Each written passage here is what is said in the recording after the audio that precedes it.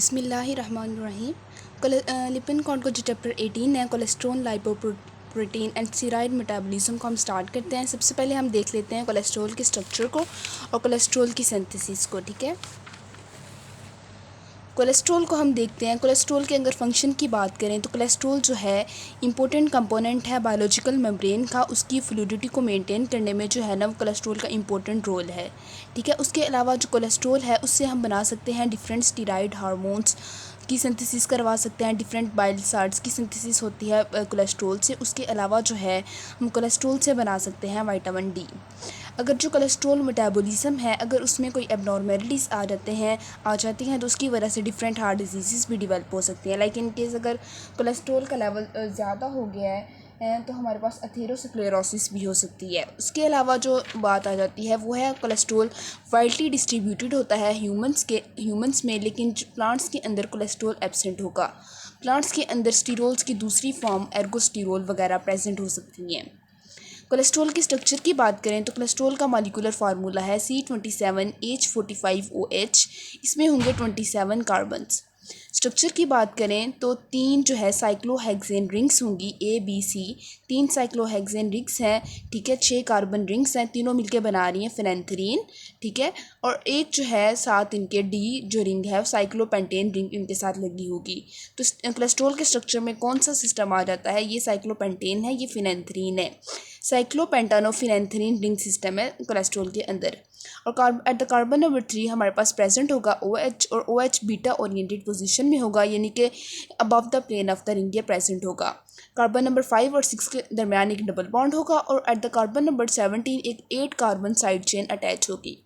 तो ये हमने देख लिया कोलेस्ट्रॉल के जनरल स्ट्रक्चर को। नेक्स्ट मेन टॉपिक की तरफ आते हैं जो कि हमारे पास है कोलेस्ट्रॉल बायोसिंथेसिस। कोलेस्ट्रॉल बायोसिंथेसिस जो है हमारे पास कौन से मेनली होती है, कौन से ऑर्गन्स में होती है? एड्रिनल कॉर्टेक्स में। ठीक है, एड्रिनल कॉर्टेक्स में। उसके अलावा टेस्टिस में, ओवरीज में और लिवर में जो है ना कोलेस्ट्रॉल की सिंथेसिस होती है। लेकिन जो एंडोजेनस सिंथेसिस है कोलेस्ट्रॉल की उसका जो 80% है वो होती है हमारे पास लिवर के अंदर। अब कोलेस्ट्रॉल की सिंथेसिस के लिए जो एंजाइम है या तो साइटोप्लाज्म में प्रेजेंट होंगे या तो एंडोप्लाज्मिक रेटिकुलम में प्रेजेंट होंगे।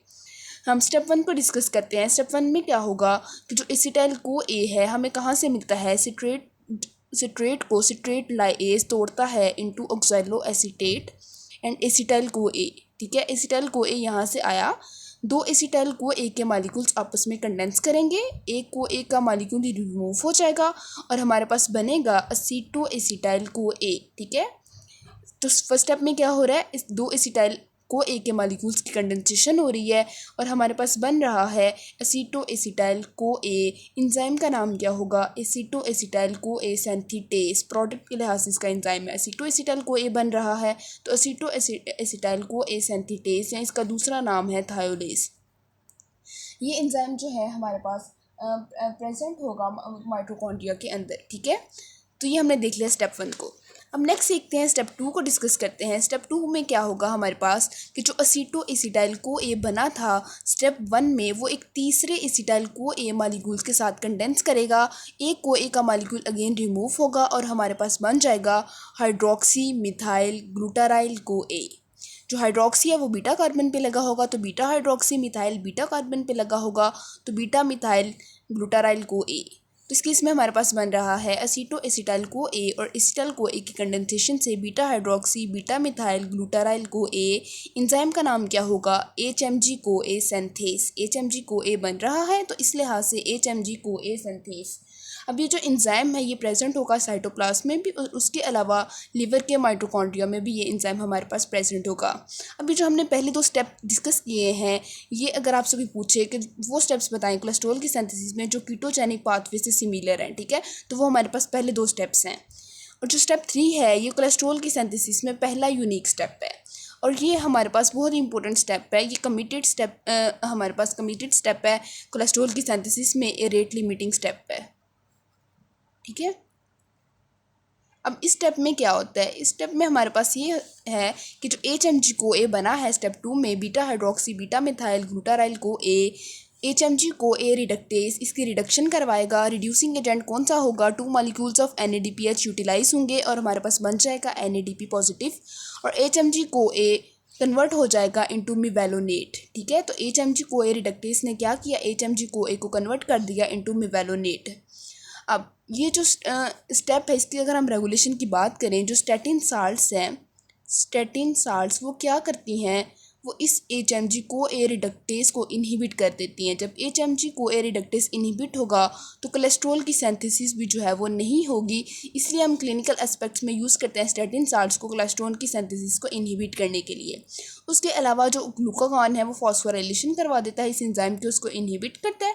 इंसुलिन और थायराइड हार्मोन इस एंजाइम को जो है ना वो स्टिमुलेट करती है। इंसुलिन तो चाहती है कि ग्लूकोज लेवल कम हो और उसको कन्वर्ट कर दे दूसरे मॉलिक्यूल्स में, लाइक इस केस में हमारे पास कोलेस्ट्रॉल बन जाएगा। ठीक है, तो इंसुलिन स्टिमुलेट करेगी और ग्लूकागॉन वगैरह जो है ना वो इसको इनहिबिट करेंगे। तो ये हमने देख ली, स्टेप 3 की रेगुलेशन को भी डिस्कस कर लिया। अब नेक्स्ट देखते हैं स्टेप 4 को। स्टेप 4 में क्या होगा कि जो हमारे पास मिवेलोनेट बना था स्टेप 3 में, उसकी होगी 3 दफ़ा फॉस्फोराइलेशन। कौन करवाएगा, 3 काइनेज। ठीक है, जब पहला काइनेज एक्ट करेगा, आपको पता है जब काइनेज एक्ट करता है तो एक ATP का मॉलिक्यूल यूटिलाइज होता है हमारे पास, ATP कन्वर्ट हो जाएगा into ADP in the presence of magnesium ion. ठीक है, तो हमारे पास क्या बनेगा, 6 कार्बन कंपाउंड है तो इसके 5वें कार्बन पे लग जाएगा फॉस्फेट, तो बन जाएगा मिवेलोनेट 5 फॉस्फेट। अब दूसरा काइनेज एक्ट करेगा, ATP का मॉलिक्यूल यूटिलाइज होगा, ADP बन जाएगा। ठीक है, in the presence of magnesium ion ये रिएक्शन होगा और हमारे पास बन जाएगा, एक फॉस्फेट ऐड था, दूसरा काइनेज एक्ट करेगा तो 2 फॉस्फेट ऐड हो जाएंगे, इसमें बन जाएगा मिवेलोनेट 5 डाईफॉस्फेट। अब तीसरा काइनेज एक्ट करेगा, ATP से कन्वर्ट हो जाएगी ADP में और मैग्नीशियम आयन की प्रेजेंस में ये रिएक्शन होगा और अब इसमें आ जाएंगे 3 फॉस्फेट। ठीक है, मिवेलोनेट 3 फॉस्फेट, एक फॉस्फेट 3 पे लग जाएगा और 2 5 पे। तो ठीक है, तो हमारे पास बन जाएगा मिवेलोनेट 3 फॉस्फेट 5 डाईफॉस्फेट। अब ये जो कंपाउंड बना है मिवेलोनेट की 3 दफ़ा फॉस्फोराइलेशन से, अब इसकी होगी डीकार्बोक्सिलेशन। कार्बन डाइऑक्साइड का मॉलिक्यूल रिमूव होगा, उसके अलावा एक फॉस्फेट ग्रुप भी रिमूव होगा, तो 6 कार्बन से 5 कार्बन कंपाउंड बन जाएगा जिसका नाम है आइसोपेंटिनाइल डाईफॉस्फेट। ठीक है, आइसोपेंटिनाइल डाईफॉस्फेट। और इस स्टेप को कैटालाइज कौन करवाएगा, डीकार्बोक्सिलेशन करवाएगा हमारे पास डीकार्बोक्सिलेज एंजाइम। स्टेप 5 में क्या होगा, जो हमारे पास आइसोपेंटिनाइल डाईफॉस्फेट है उस पर एक एंजाइम एक्ट करेगा आइसोमेरेज, उसको इसकी आइसोमेरिक फॉर्म में कन्वर्ट कर देगा जो कि है डाईमिथाइल एलाइल डाईफॉस्फेट। तो ये हमने डिस्कस कर लिए, अभी तक इसके 5 स्टेप डिस्कस किए हैं जो कि बहुत ही आसान है। ठीक है, उसके बाद हम देखते हैं स्टेप 6 को। स्टेप 6 में क्या होगा, जो डाईमिथाइल एलाइल डाईफॉस्फेट बना था ये 5 कार्बन है। ठीक है, ये आइसोपेंटिनाइल पायरोफॉस्फेट जो कि 5 कार्बन कंपाउंड है उसके साथ मिलेगा, तो दोनों के मिलने से हमारे पास बनेगा एक 10 कार्बन कंपाउंड जिसका नाम है जिरेनिल डाईफॉस्फेट। ठीक है, और इसके जो 2 इनऑर्गेनिक फॉस्फेट हैं वो रिमूव हो जाएंगे। तो एंजाइम का नाम क्या होगा, जिरेनिल डाईफॉस्फेट सिंथेटेस, यानी कि जिरेनिल डाईफॉस्फेट बना रहा है। क्या हुआ, सिंपली 2 5 कार्बन वाले कंपाउंड मिले और 10 कार्बन कंपाउंड बन गया।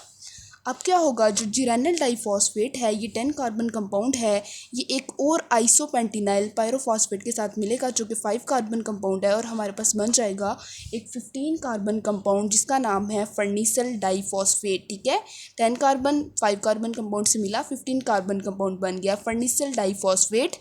अगेन इसके जो 2 इनऑर्गेनिक फॉस्फेट हैं वो रिमूव हो जाएंगे। एंजाइम कौन सा होगा इस स्टेप के लिए, फर्नीसल डाईफॉस्फेट सिंथेटेस। ठीक है, प्रोडक्ट के लिहाज से इसका नाम होगा फर्नीसल डाईफॉस्फेट बन रहा है, एंजाइम क्या होगा, फर्नीसल डाईफॉस्फेट सिंथेटेस। अच्छा, अब नेक्स्ट स्टेप में क्या होगा, फर्नीसल डाईफॉस्फेट 15 कार्बन कंपाउंड है, ये एक और फर्नीसल डाईफॉस्फेट के साथ मिलेगा जो कि 15 कार्बन होगा, तो दोनों के मिलने से 30 कार्बन कंपाउंड बन जाएगा जिसका नाम है सक्वेलिन। 2 इनऑर्गेनिक फॉस्फेट इसमें रिमूव हो जाएंगे। अगेन इससे इस स्टेप में NADPH का मॉलिक्यूल भी यूटिलाइज होगा और एंजाइम का नाम क्या होगा, सक्वेलिन बन रहा है तो एंजाइम का नाम होगा सक्वेलिन सिंथेटेस। अच्छा, अभी तक हमने देख लिया कोलेस्ट्रॉल मेटाबॉलिज्म में सक्वेलिन तक। ठीक है, सक्वेलिन हमारे पास बन गया। अब नेक्स्ट स्टेप में क्या होगा, सक्वेलिन एपोक्साइड इस पे एक्ट करेगा, वो एक ऑक्सीजन के मॉलिक्यूल को यूटिलाइज करेगा, इसको कन्वर्ट कर देगा सक्वेलिन को इनटू सक्वेलिन एपोक्साइड। सक्वेलिन एपोक्साइड पे साइक्लेज एंजाइम एक्ट करेगा और इसको कन्वर्ट कर देगा साइक्लिक फॉर्म में जिसको कहते हैं लेनोस्टिरोल। ठीक है, होगा ये 30 कार्बन ही, तुम्हारे पास बन गया लेनोस्टिरोल। अब नेक्स्ट स्टेप में क्या होगा, जो लेनोस्टीरोल है 30 कार्बन है, इसमें से 3 मिथाइल ग्रुप रिमूव कर दिए जाएंगे तो एक 27 कार्बन कंपाउंड बन जाएगा जाइमोस्टीरोल। जाइमोस्टीरोल आगे नेक्स्ट स्टेप में कन्वर्ट हो जाएगा इनटू 7 डिहाइड्रो कोलेस्ट्रॉल और उससे बन जाएगा हमारे पास कोलेस्ट्रॉल। तो इस तरह ही हमने देख ली कोलेस्ट्रॉल की सिंथेसिस। ठीक है, इसका स्टेप 1 और स्टेप 2 आपने याद रखना है, ये सिमिलर है कीटोजेनिक पाथवे से। और जो स्टेप 3 है वो इंपॉर्टेंट रेट लिमिटिंग स्टेप है। ये इंपॉर्टेंट जो है ना कोलेस्ट्रॉल की सिंथेसिस में क्वेश्चन है।